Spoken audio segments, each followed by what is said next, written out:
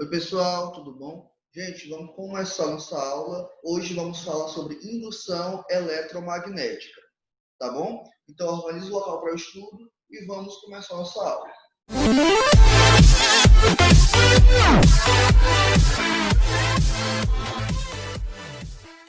Tá? Quando se fala em indução eletromagnética, nós temos que lembrar qual a aplicação dela, onde eu vou aplicar essa indução eletromagnética. E outra coisa, nós não podemos esquecer do que é o fluxo ou corrente elétrica que nós vimos anteriormente.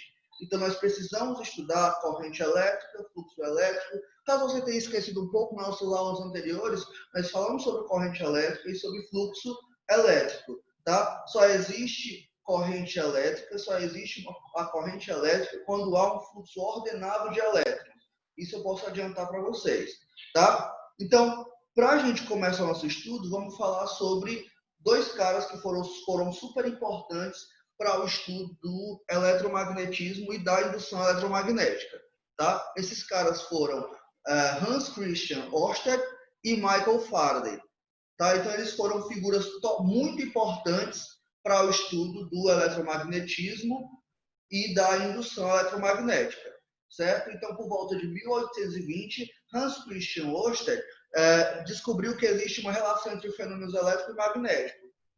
Porém, eles não achavam muito isso, não. Eles achavam que não tinha muita relação. Porém, logo após alguns experimentos que Michael Faraday fez, foi percebido essa relação entre fenômenos elétricos e fenômenos magnéticos. Tá? Foi percebido também lá naqueles materiais que nós falamos na última aula, tá? Que foi a magnetita e o âmbar. Um tem fenômeno elétrico, o outro tem fenômeno magnético. Então, a partir daí foi iniciado o estudo dos fenômenos elétricos e fenômenos magnéticos. Tá? Acompanhe comigo esse texto. De acordo com avanços dos estudos seguidos da descoberta de Ørsted, entendeu-se que as correntes elétricas eram capazes de gerar campos magnéticos. A recíproca foi verdadeira em 1831, quando Michael Faraday descobriu que uma corrente elétrica era capaz de produzir um campo magnético. Como foi que Michael Faraday descobriu isso? Ele fez um experimento que tinha um anel de ferro, enrolado com fio de cobre e ligado a um galvanômetro, equipamento utilizado para medir a corrente elétrica. Então, ao ligar e desligar o interruptor, via que existia corrente elétrica. Depois cessava e só voltava essa corrente elétrica quando ligava ou desligava o interruptor novamente. Só que depois ele percebeu que ímãs também conseguiam fazer isso. Como assim? Quando ele aproximava e afastava o ímã dessa espira do experimento dele, ele via que existia a movimentação no galvanômetro. Então, ele começou a estudar esse fenômeno, que era o fenômeno de indução eletromagnética, a partir desse experimento que ele já havia feito para trabalhar a corrente elétrica, tá bom?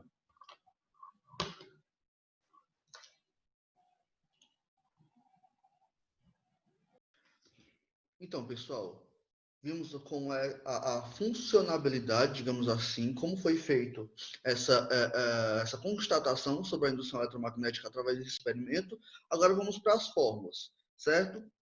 Nós temos duas fórmulas que são utilizadas para calcular a indução eletromagnética ou fluxo magnético. Primeiro, tem que haver um fluxo para haver indução, né? Precisa haver uma corrente elétrica, um fluxo de elétrons ordenado.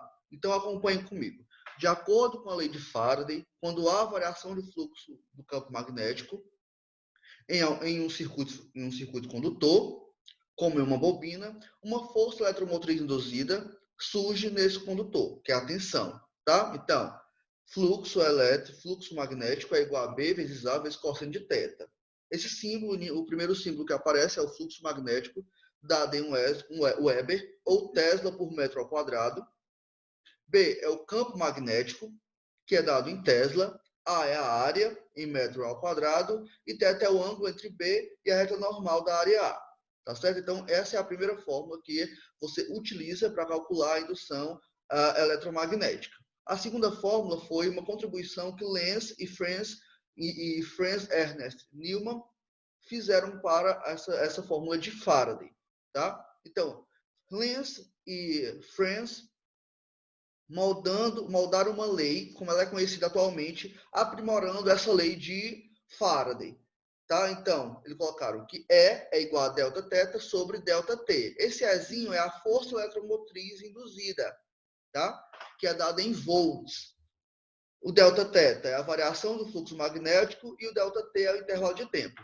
Só que essa formulazinha você vai acrescentar um sinal, tá? Você vai acrescentar o sinal de negativo aqui, certo? A força eletromotriz é proporcional à variação do fluxo magnético sobre o intervalo de tempo, só que ele é negativo, tá bom?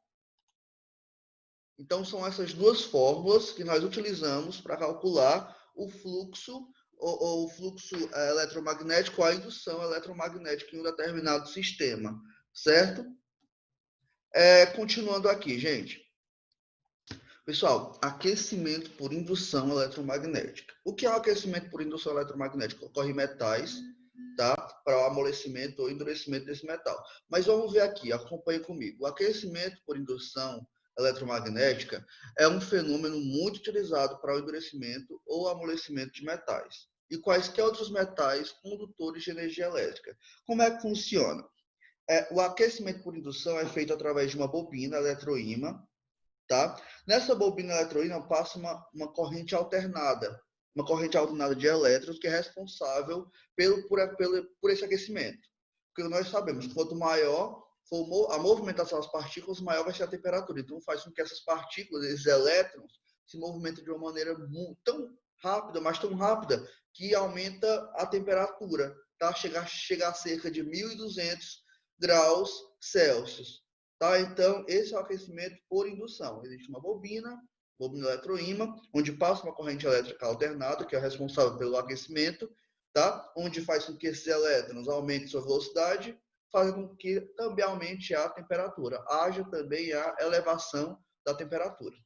Então, pessoal, vamos lá resolver algumas questões sobre indução magnética, tá? Então, vejam essa primeira questão aí, tá bom? Ó. A Costa Rica, em 2015, chegou muito próximo de gerar 100% de sua energia elétrica a partir de fontes renováveis, como a hídrica, a eólica e a geotérmica. A lei da física que permite a construção de geradores que transformam outras energias em energia elétrica é a lei de Faraday, que pode ser mais bem definida pela seguinte declaração: toda carga elétrica produz um campo elétrico com direção radial, cujo sentido independe do sinal da carga. B. Toda corrente elétrica em um fio condutor produz um campo magnético com direção radial ao fio. C. Uma carga elétrica em repouso imersa em um campo magnético sofre uma força centrípeta.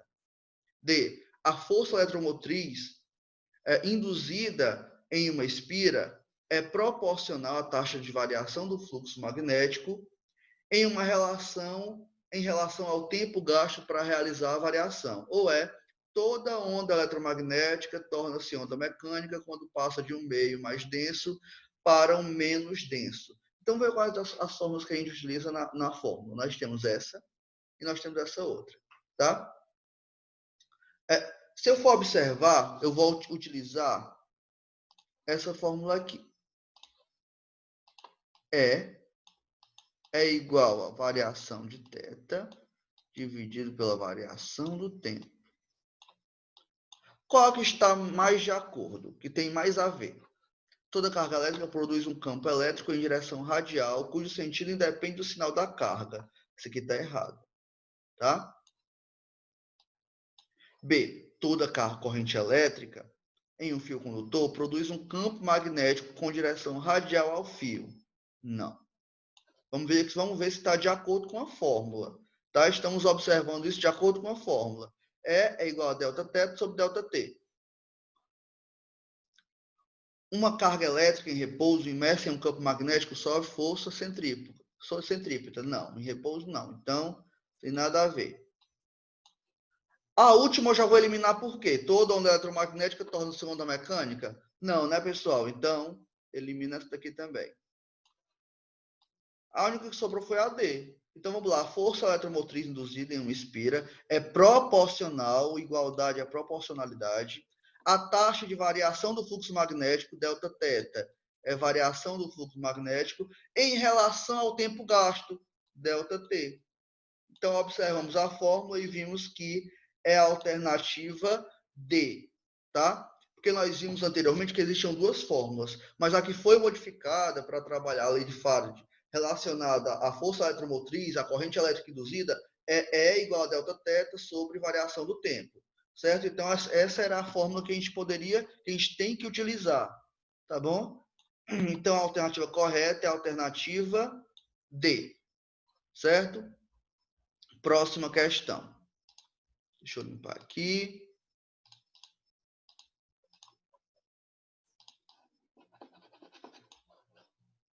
Só um instante, pessoal. Vamos lá. Continuando. Próximo. Uma espira circular está imersa em um campo magnético criado por dois ímãs, conforme a figura abaixo. Um dos ímãs pode deslizar livremente sobre uma mesa, que não interfere no campo gerado. O gráfico da figura a seguir representa o fluxo magnético através da espira em função do tempo. Então, está aqui a imagem dos ímãs, certo? E está aqui o gráfico. O fluxo em função do tempo. O intervalo de tempo em que aparece na espira uma corrente elétrica induzida é o quê? Então, o que é a corrente elétrica induzida? É quando há um fluxo variado, tá? Quando há uma mudançazinha nesse fluxo. Então, não pode ser entre 0 e 1, porque aqui, deixa eu botar outra cor. Não pode ser entre 0 e 1, porque aqui está constante. Não pode ser entre 3 e 4, esses dois aqui, porque está constante. Tá? Então, será o quê? Só sobrou 1, 2, 3, 4 e 5. E houve esse declínio. Houve essa variação do fluxo. Então, será 1 e 3, 4 e 5. 1 a 3, 4 a 5. Então, só pode ser a alternativa C. Tá? Então, o que é uma corrente elétrica induzida? Corrente elétrica induzida quando há um fluxo, uma variação dessa corrente. Tá? Próximo. Determine o fluxo magnético em Weber sobre uma espira quadrada com o lado de 20 centímetros sob influência de um campo magnético perpendicular à reta normal ao plano dessa espira. Nós iríamos utilizar essa fórmula aqui, ó. Iríamos. Tá? Fluxo magnético é igual a B vezes A vezes cosseno de θ. Mas preste atenção, todas as vezes que aparecer campo magnético perpendicular à reta normal, ou seja, opa, desculpa, gente, ficou meio torto aí, perpendicular à reta normal, ou seja, quando aparecer retinho assim, perpendicular, o fluxo magnético sempre será zero. Sempre será zero. Então, nem se preocupem. Se aparecer esse nome, campo magnético perpendicular à reta normal, ou campo perpendicular, sempre vai ser zero. A resposta sempre vai ser zero. Então, nem se preocupem com isso, que vai ser zero, tá? Então, lembrem-se disso. Quando vier perpendicular, a resposta será zero. Próximo. Uma espira circular de raio 0,2 metros está sob influência de um campo magnético de 5 teslas. Determine o fluxo magnético sobre a espira, considerando que o ângulo entre o vetor campo magnético e a reta normal a esse plano é de 60 graus. Então, lembre-se, como a gente vai usar o cosseno, então lembre-se, é 0,5, ele já deu. Mas algumas questões ele não vai dar. Então, você tem que saber essa tabelinha. O seno, cosseno, tangente, que ele vai pedir o cosseno. Então, os cossenos que vão aparecer nas questões vai ser 0, 30, 45, 60 ou 90. Tá, gente? Então, vamos lá. Continuando aqui. Nós vamos usar a fórmula. Vamos usar essa fórmula aqui. Fluxo magnético é igual a B vezes A vezes o cosseno de θ. Tá? essa fórmula. Só que como nós estamos falando de raio, esse A vai sair e vai se tornar π vezes R ao quadrado. Π vezes R ao quadrado. Então, a fórmula vai ficar dessa maneira. Fluxo é igual a B vezes π vezes R ao quadrado vezes o cosseno de θ. Por que isso, professor? Porque ele está tratando de raio, tá? Então, vamos lá. Fluxo é igual a quanto é que vale o B? Lembre-se que o B é em Tesla. Então, 5. O π ele já deu, tá aqui. 3 vezes o raio ao quadrado é 0,2 metros. Então, fica 0,2 ao quadrado. Desculpem a letra, pessoal, mas a uma hora a gente acostuma com esses recursos. Dá certo. E o cosseno de 60 é quanto? Quanto é o cosseno de 60? Tá aqui, cosseno de 60 é 1/2, que é a mesma coisa que ele deu aqui, gente, 0,5 vezes 0,5. Então, ao fazer todos esses cálculos, o resultado que eu vou encontrar vai ser 0,3, tá bom? Então, a alternativa correta é a alternativa C. Qualquer coisa, dá uma voltada no vídeo, vê os vídeos anteriores sobre fluxo elétrico, corrente elétrica e bons estudos.